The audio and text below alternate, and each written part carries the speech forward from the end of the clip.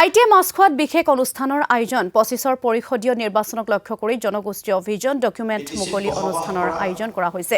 অনুষ্ঠানত অংশগ্ৰহণ কৰি ৰাজ্যপাল লক্ষ্মণ প্ৰসাদ আচাৰ্যই এই ভিজন ডকুমেণ্ট মুকলি কৰে বিটিআৰ প্ৰধান প্ৰমোদ বৰুৱে। 25টা জনগোষ্ঠীৰ বাবে সুকীয়াকৈ এই ডকুমেণ্ট প্ৰকাশ কৰা হ'ব। আমি পোনপটীয়াকৈ আপোনালোকক অনুষ্ঠানৰ মাজলৈ লৈ গৈছো।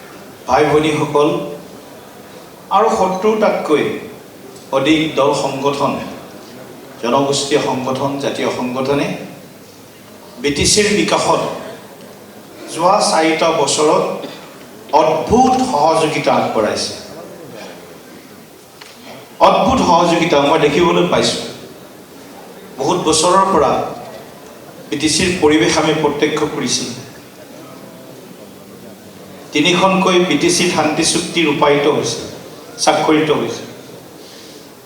কিন্তু 2020 চনৰ বিটিচিৰ চুক্তিৰ পিছত আৰু 2020 চনত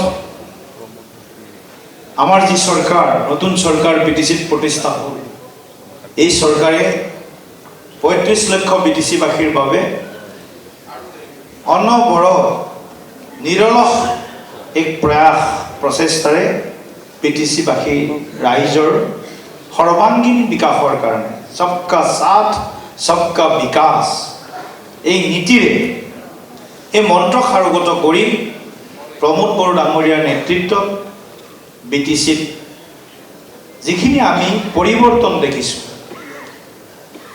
যিখিনি সংস্কাৰ দেখিছোঁ, প্ৰশাসনিক সংস্কাৰৰ পৰা আৰম্ভ কৰি আমাৰ মাজত একতা, আমাৰ মাজত ভাতৃত্ববোধ, আমাৰ মাজত সমন্বয় শক্তিশালী কৰাৰ বাবে যি সুন্দৰ এক পৰিৱেশ ৰচনা কৰাত